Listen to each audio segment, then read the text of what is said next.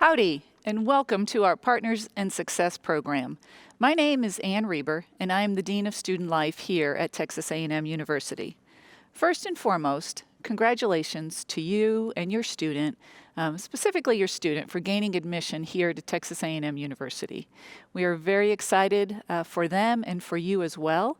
And we want to say congratulations to you as well because we know that you were a large part of that support in getting them here to this day. So get used to those congratulations, enjoy them because you deserve them as well. As the Dean of Students, my position entails quite a number of different responsibilities here at Texas A&M. Most of you may know that I'm responsible for the student conduct system here, but there's so much more that we do. And I think one of the most important responsibilities that I and my staff have responsibility for is the support of your student while they're here on their journey through Aggieland and through that ultimate stop at the end, which is graduation.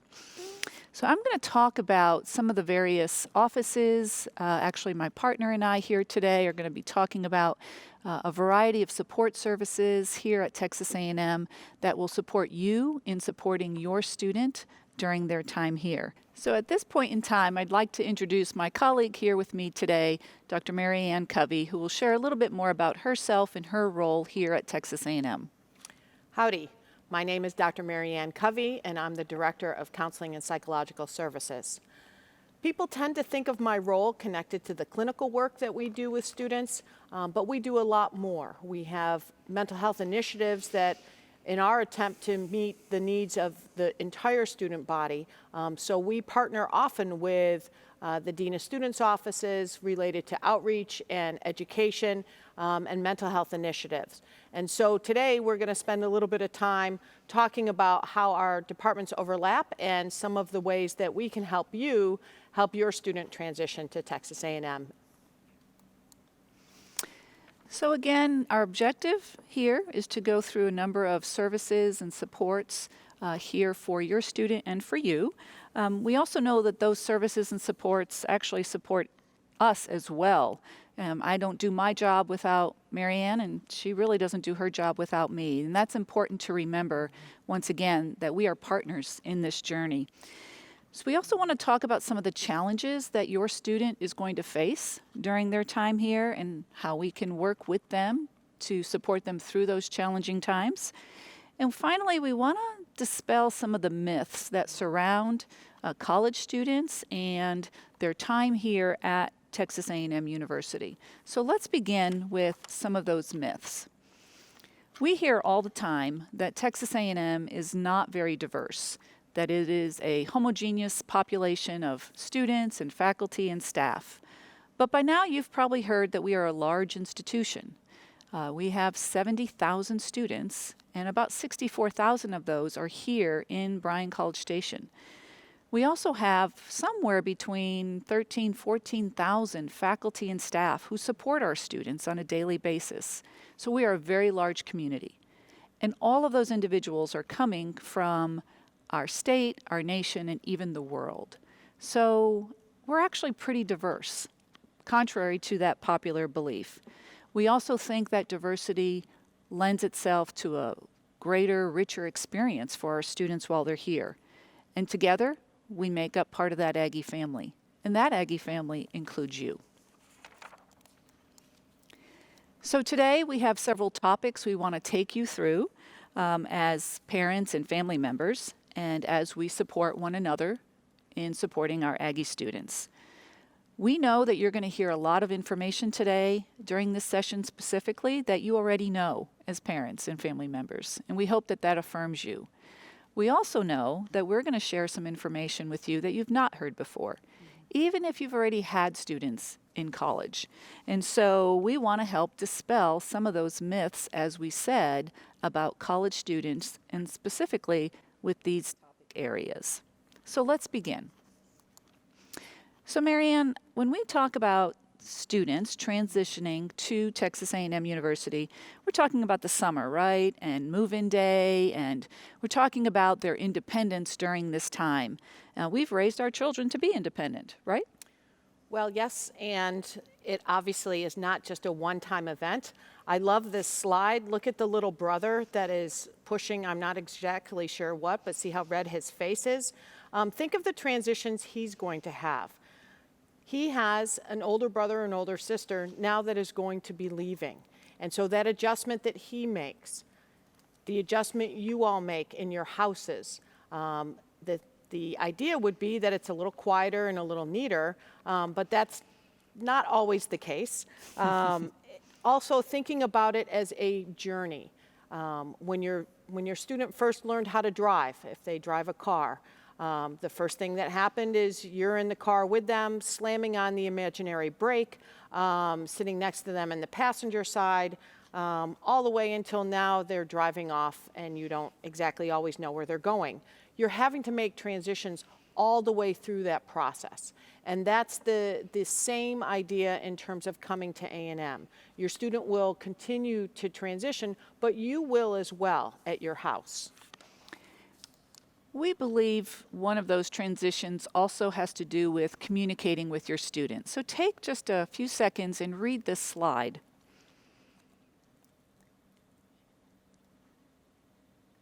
So the parent is saying, did you finish your homework? The parent then again texts, hey, we're going to grandma's house this weekend. The parent then says, hey, hello. And then finally, the parent texts the student and says, Dad and I talked this morning. We decided we're going to buy you a car next month.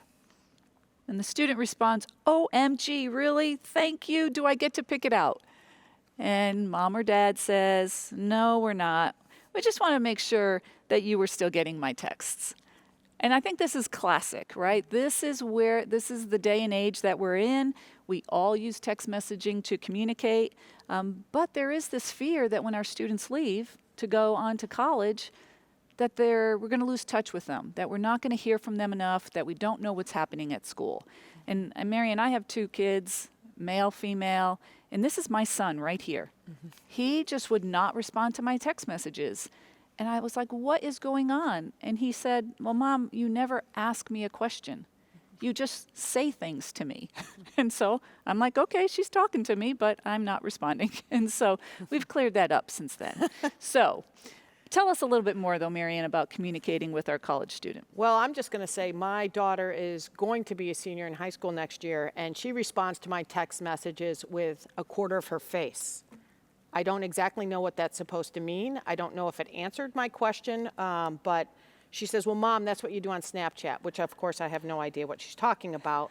But we have to talk about how do we communicate. If I ask you something, getting a picture of your eyeball doesn't help me. And so we have to keep talking about how we communicate. And I think one of the things that's the biggest transition is the kind of idea that having a cell phone means that person is always available. And I hear students often very frustrated when they're in class or they're studying and they're trying to find that balance with their parents to understand how often they can communicate with them and at what times of the day. So being able to have those conversations this summer and saying, hey, let's talk about how we text or how we talk, and kind of coming up with some ideas about having a system that works for you both. And it may change, but the idea of starting that conversation. Another big thing is to try not to jump right into problem solving. One of the things that you'll hear is your student will call and have some sort of dilemma, and your immediate response is to fix it. Give them a little bit, listen, make sure you understand kind of what they're struggling with. You can give them some suggestions, but really the key is listening, to really have them feel heard and understood. And in that is a sense of confidence that you believe in them. You believe that they can handle it, whether it's a roommate conflict or they're afraid about a certain class is overwhelming, or whatever the case might be, to really encourage them to kind of figure out what exactly is the struggle and then how might they approach it. Marianne, you mentioned it about having the conversations this summer with your student. You know your student best. We know that. You know how they communicate. But we think you're going to learn some things like I learned with my son, or Marianne's learning with her children now as well. And that's part of what this communication process is this summer. Another myth, Marianne, and I know I've heard this, I know you have too. I mean, I really enjoyed my college years, had a great time. There were some tough times as well. But our students do hear that these are going to be maybe some of the greatest years of their life.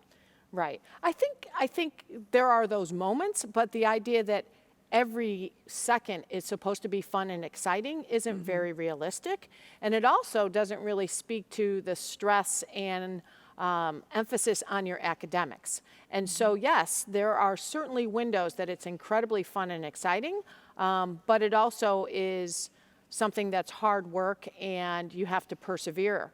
And so finding that balance and helping dispel the myth a little bit with your student to say, and there's also work involved. 1 minute it can be A&M is the best ever, and then the next week it can be, this is awful and I'm in a crisis.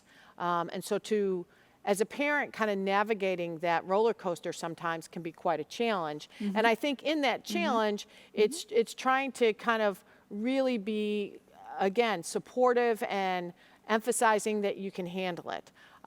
You look right now with classes going online and how that's impacted some students. Students have really overall handled the transition incredibly well. I mean, many of them never took an online class before, and they've had to figure it out. They've had to create some structure. They've had to find ways to do it. And I think those are the messages as parents to keep supporting your student and giving them that confidence that they can handle it. Without a doubt.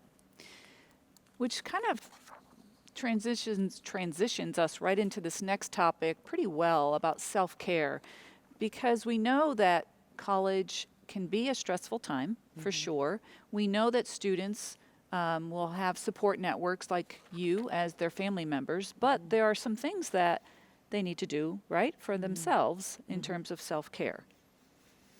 Yeah, so when you think of self-care, most likely your student has learned it from you and their family environment. And things as simple as when they go to sleep at night and when they wake up in the morning, how much structure do you provide them? Do you try to teach them how to eat healthy and make healthy choices?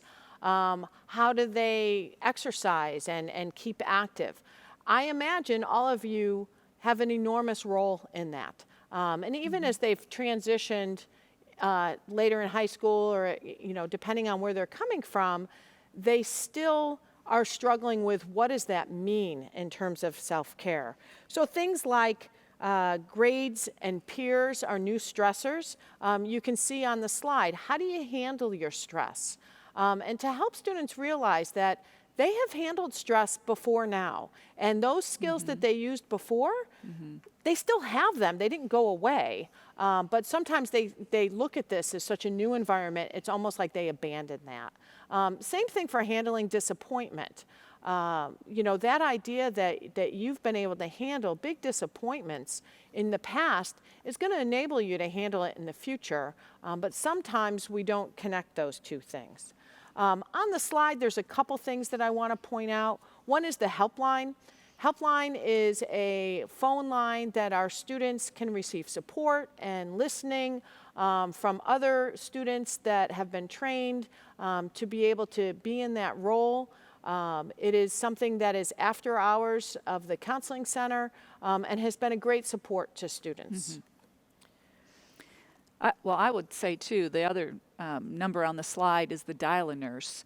And so I know we have some former students in our audience today, and as former students, we remember Butyl, our health clinic, and I'm happy to say that that clinic has just grown in its services and what they can provide for students today. So we encourage our students to use our student health services on campus.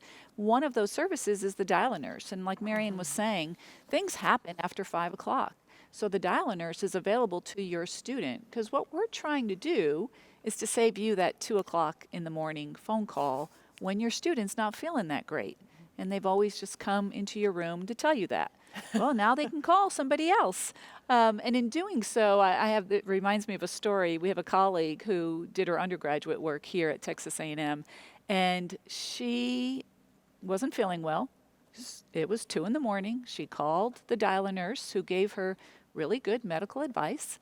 And then she said thank you and hung up and promptly called her mother just to confirm that what the nurse said was accurate. So we tried. We're trying to save you that 2 a.m. phone call, but if they still need you, so be it. That's great. But just know there are some good services here on campus as well. So again, continuing to speak about self-care. Self-care really is related to how they feel connected in a lot of different ways. And since our campus is so large, part of A&M's goal with your student is to make it seem smaller. How you make it smaller is you have different activities, different organizations that they can join, different events that they can participate in. And so you'll see with rec sports and intramurals and being able to do things like have support for their academics. But I think one of the things that is allowing them to find their own niche. So I had a student several years ago that was a big Harry Potter fan, and she talked about this organization called Quidditch. I had never read Harry Potter. I know that's probably not Blasphemy. something I shouldn't admit in public. However, I had no idea what she was talking about, Quidditch. So I even Googled it after she left, but she loved it. And that became her group, and she was very connected. What I hear sometimes parents is, oh, join this, do this, do this. And for the student, that can feel very overwhelming. It would be a wonderful opportunity to say, hey, what do you think? What would you want to join? And I can tell you, if my daughter would have said Quidditch, I would have been like, I'm not exactly sure what that is. Can't you just go play soccer? But it's not me. So being able to really allow your student to kind of have their own experience and what that means. And again, believing that they can find that connection for themselves. Yeah, that all makes great sense to me. But as a dean of students, another myth that we hear, and I'm sure you've heard, and you've heard as well as parents and family members, that this generation has no resilience, that they're soft. But we know that's not true. It isn't true. I think it's a myth because it's potentially the first reaction, right? So a student, has a roommate that they don't get along with, and they're upset. Back when I went to college, that happened, but I didn't call and tell my mom. So she was completely unaware of my own struggle. In some ways, this generation is more vocal, more transparent. They're telling people these things, and they handle them. And that's the resilience piece. So the idea that looking what's just happened with the COVID response and all the ways this generation has had to adjust and adapt, they will look back and see how they persevered and how they were able to move forward and what they did to handle it in ways that they could never have imagined. I was just talking to a student the other day who said for the first time in her life she's journaling and she's getting these TikTok prompts and how much she's really enjoying it, but how much she's learning about herself. That's going to continue on as she moves forward. So it's that idea to recognize, yes, they do struggle, and they are resilient. Well, and so using that example of that young woman, she's found something to help her build her resilience. And I think this next slide gives our parents and family members a few more ideas of how to help the college student build their resilience. Absolutely. When you look at the slide and you see, kind of what we've talked about as social support, but a lot of it is attitude. It's that optimism or confidence. It's really easy to be critical, and you can be critical of everything, but what does that build within you? some negativity, it can really spiral downward in terms of your own self-esteem and your own confidence. So what does that look like to be more optimistic? How do I use the resources that are available to me? What does it mean in looking down the slide of emotional stability? We all go up and down, but how up and how down? And what does that look like do I have the skills to enable me to be able to kind of calm down and handle that? The idea of that most of us aren't on an even keel. We obviously have different reactions to different things. But that idea that, again, that you can handle it and that you're moving forward. They talk about the idea of using humor. Not humor in a way that discounts somebody's experience, but to really be allowed to laugh at things that are potentially a struggle. So having that, why was Tiger King so popular? It was, people were laughing. People were like, are these people for real? And then you couldn't stop watching. But it was that idea of how can I also laugh? Because laughter is the best medicine in a lot of cases to allow perspective taking. And that's, of course, the last piece is kind of that idea of, how do I have tenacity to move forward and keep things in perspective? So you can see and hear this partner theme kind of coming through all of these slides, all of these topics that we're talking about.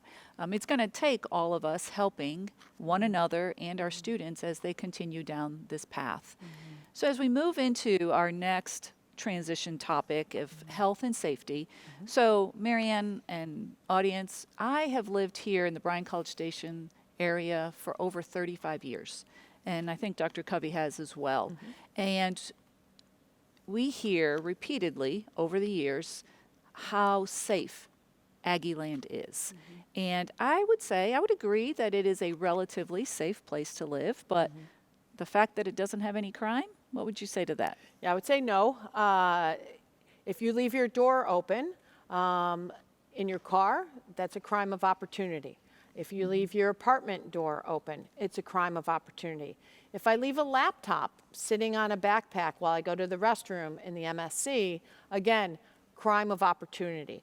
So it's looking at personal responsibility and saying, okay, how can I make it harder? How can I protect my things in a responsible way so that I limit the opportunity that a crime would occur? So I think, when I hear that, sometimes the myth of it is I can just walk around anywhere and never lock my door and have my stuff and nobody's going to take it. And I think those are the things to make sure you instill in your child that idea of personal responsibility and what that means. Exactly. And I think that theme of responsibility you are now going to hear through these next set of slides as we talk about types of behavior, types of decision making that our students will make. And yeah, absolutely. And so as the slide says, social media, I engage in social media with my kids and it's a lot of fun. I'm not sure why people keep saying it's a bad thing. yeah, and it's not that it's a bad thing, it's how people use it. And so we know that we use it, right? You use it, I use it, Marianne uses it for a number of reasons. It's entertaining, we can stay in touch with our family and friends across the state, across the nation. Our faculty, our instructors use social media for educational purposes. So without a doubt, it is a good thing to have in our society, but it's how people use it from time to time. Or in the case of our students, and as the dean of students, I get to deal with students who sometimes make a poor decision about what they're putting on social media. Sometimes it's too much personal information, and then that student finds that they are a victim of some type of social media event. Or maybe they have posted something very inappropriate, and they have secured an internship for part of their degree program, and the internship site has now looked at their social media to get an idea of who their intern is, and they see that social media posting, and then they revoke the internship offer. That is a real situation. We have seen that happen, unfortunately, too many times.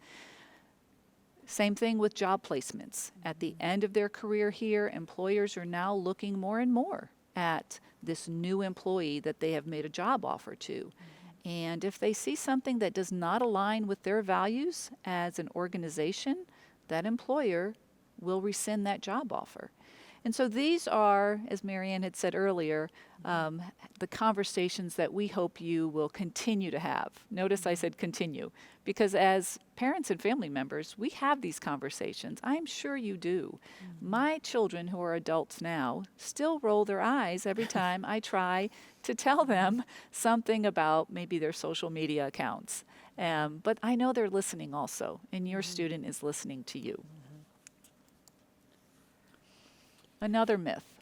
Well, the myth of hazing, I had heard that it doesn't really happen at A&M anymore. Well, that I will be a myth buster there. Again, as the Dean of Students, we do still see hazing occurring. But I am very proud to say that we have worked very hard, especially in this last decade, to educate our students about hazing, the illegality of it. And as you can see on the slide, Texas has a state law regarding hazing. And so if a student engages in hazing behavior, they could be potentially charged with a violation of our Texas state law, in addition to our university student rules. This is something, not every state has a hazing law on its books, but we do in the state of Texas. So that is something certainly we want our students to be aware of. We do a lot of education to student organizations in our residence halls, lots of different venues as well that we know our students are going to be in so that they get this message. One thing that's important to remember as well is that if I am a victim of hazing, maybe I wanted to join Marianne's organization and they made me do some various activities, some of which you might see on that slide, and I agree to do that, I cannot then use that as a defense and I can be charged with hazing as well. So it's the students who haze and the students who are being hazed that can both be charged. And that's really important for our students to understand. Notice too on the slide the percentages at the bottom. What we have learned through the research is that nearly half of the students who come to college have actually been hazed already. Now, it may not look like hazing to them during their high school years, but in fact it is. And so when they get to Texas A&M or any other college or university, they might engage in behaviors that they think are normal. And so, I think you were sharing with me, Marianne, a story about a student who really wasn't sure that's what was happening to them. Yeah, so I had a student who their organization told them to find as many, I think it was 1967 pennies as they could, and that the winner was going to get an automatic, I think, admission into, acceptance into the organization. And it sounded like a real simple kind of fun thing is go around and get different coins and find this year, but they took it to the nth degree where people weren't sleeping, they were driving hours away, trying to continually kind of beat each other for how many of these coins they found. And ultimately, when you look at the definition of hazing, it certainly fit it. They weren't sleeping, they were missing class, they were driving all over the place trying to find these coins. So it became more serious than it first just initially looked to me. So our partnership theme here, again, is being tied in with this idea of if your student is communicating with you, which we believe they are because you have developed a good relationship, a great relationship with your student, they're telling you some things about these activities that might make your eyebrows raise or the hair on the back of your neck stand up a little bit, and you're concerned. I would say call me. Call my office as the Dean of Student Life. We will look into the matter. This is not about getting anyone into trouble. This is about helping students work their way through these situations and to keep them safe, because that is our number one priority. Our next few slides are going to talk a little bit more about the various behaviors I see as a dean of students and the decision making that is at play here with our students. So as a parent, one thing that concerns me is I've heard that every student at A&M drinks. Right. And, I'm very pleased to tell you that that is not true. Not every student drinks. In fact, again, on the slide, you'll see some percentages, but about 22% of our students who have been surveyed have never consumed alcohol. But then the very next bullet says roughly almost 40% of our students actually did consume alcohol and did something that they may have regretted. And that's what we want to look at. This is what we want to educate our students on.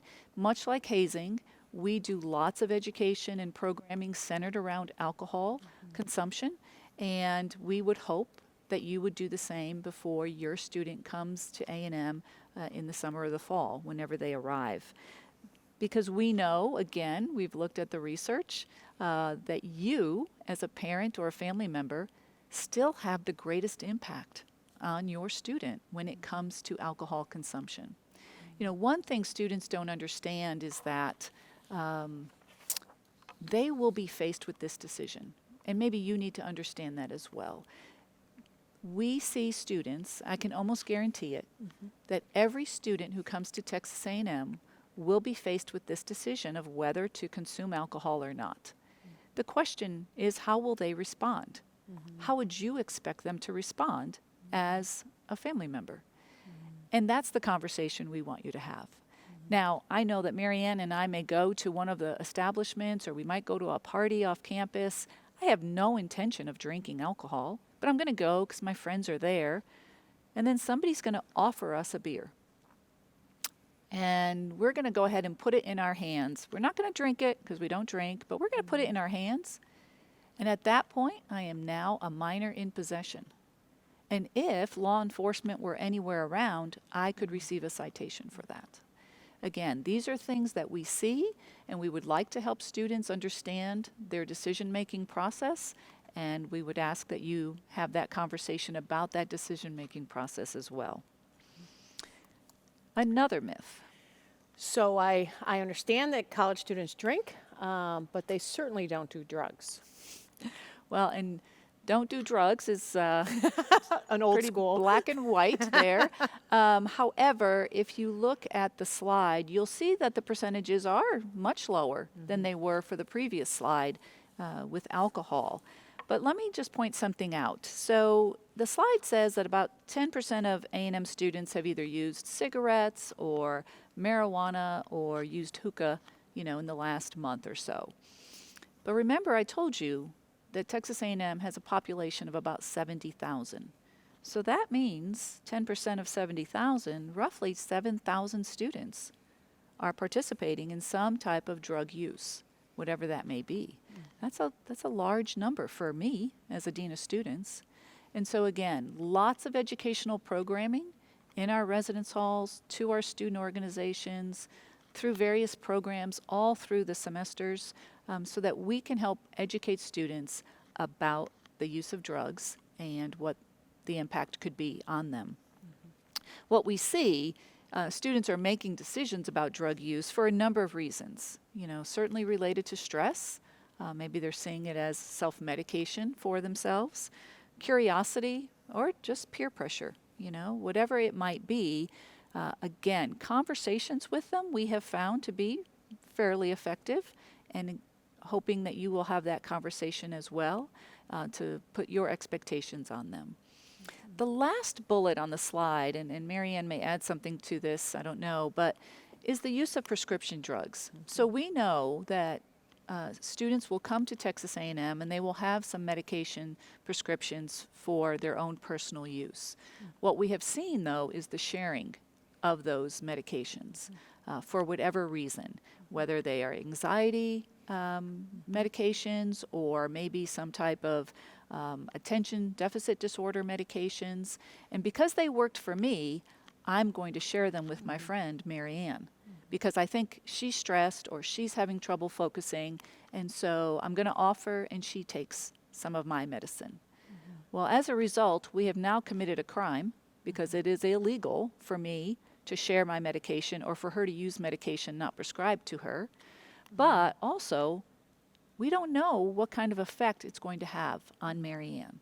And as a dean of students, we have seen those adverse effects where students have had to seek medical treatment. So again, have this conversation with your student about their prescriptions and or about not taking anybody else's prescription as well. We want to keep our students safe.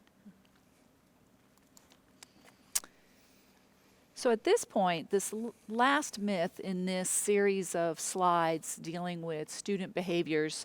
So Marianne, I know that I did some of my own sex education with my children growing up, and I know that they received some sex education K through 12 in their schools a few different times. So I'm assuming that that should be enough for them coming into college, right? Yeah. Myth. So one of the things to think about is that sexuality and sexual behavior is uncomfortable in our society to talk about, and so we tend to not be direct and not be very clear in terms of what sexual behavior looks like and what does consent look like and how do I have these discussions with my student and what will my student be involved in. The stat on the slide is 1 in 4 women and 1 in 9 men experience sexual violence and or sexual harassment. I will say I have been doing this work since 1988 and that stat has remained the same. The reason why it's remained the same in a lot of reasons or in a lot of areas is because when you're looking at our social norms, it is for men to push limits and women to set them. And that's what's acceptable. And so trying to speak about it in a way that's talking about the complexity of consent and what does that mean and how do I learn about kind of my own rights and how I want to engage in sexual behavior without there being shame and without there being ways that I kind of stop exploring that and just kind of hope it'll all go away. So at A&M, we have a couple of really good programs. We have the Green Dot Bystander Intervention Program, and we also have the one that's on the slide, the Step In and Stand Up campaign. Exactly. That slide and that logo, your student will see that a number of different places here on campus, whether it's posters in their academic halls, on our campus buses. They have banners of this logo as well, T-shirts. We've been using this campaign for quite a while because we do believe that we want our students and our faculty and staff as well to step in and stand up for one another. You know, we are the Aggies are we. We take care of each other. And that's what this campaign is all about, as well as this program, this bystander intervention program we talk about frequently with students. Lots of workshops available to them. Lots of students taking us up on this. And so again, we're pretty excited about the inroads we're making in this area because we do see it's very, very important information for them to have. So at this point, this I believe is our last myth. But I know it is very concerning to parents and family members that your student is coming to Texas A&M, a very large institution. And the myth is that once your child leaves you and comes to us, that the university can then not talk to you about your child's health or safety. Yeah, so you can look at the different bullet points here. There's a lot of different ways that you can communicate with the university. People tend to think more restrictive of, oh, I can't call the counseling center and talk to the counselor, but that's just one forum, and if there's a health and safety issue, you always can talk to somebody at the counseling center. It's whether or not we share with you the contents of what we're talking about with your student. But we recommend the tellsomebody.tamu.edu website if you have a concern, if you want someone to check in with your student. Of course, the police department's number is up there. if the police department has a situation where there's an accident or something that occurs, that your student is in the hospital, we also have what's called a critical incident response team. I don't know if you Yeah, wanna- yeah, happy to. That team is made up of student affairs professionals who are on call 24/7, 365 days a year, because we have students here 365 days a year. And so, as Marianne said, if there is a critical incident and UPD is notified, they will notify this team, who will then go to where that student may be in the hospital and be with your student until your student decides that they want you to be notified. So that's really important because we want to be able to reach you, which means it's not on the slide, but we need you to make sure that your student updates their emergency contact information every semester that they are here. We know that families will have to move from time to time or things change. And so those numbers are really important to our UPD and our critical incident response team. After that critical incident, we have a team of individuals from Student Assistance Services who will continue to help your student reintegrate back into campus. If they've missed classes, they'll contact your faculty, the student's faculty. This group of people, staff members, are really critical to helping your student transition back to campus. And so lots of good resources to help your student and you as well. And then finally, another mechanism that we have been using is our website called stophate.tamu.edu. And for that one, we do not want anyone to be subjected to any kind of hateful behavior, discriminatory behavior. And so we do ask our campus community, which also includes you though, as our partners, if you hear something or see something, please let us know so that we can follow up accordingly. Again, we're keeping our student and our campus community's health and safety in mind. And our last slide, in terms of just kind of leaving you on a positive note and a message from both of us, is to really encourage your student to get involved. Again, in parentheses, we say not over-involved because it's easy with as many things to do here at A&M. Remember, they are obviously here for their academics, but we also want them to feel connected and as best we can to make this campus seem a little smaller and a little intimate for them. Yeah. So that does wrap up our presentation today, and Marianne pointed out, I know some of the topics are pretty heavy, but it is what we do. We want to keep our students healthy, safe.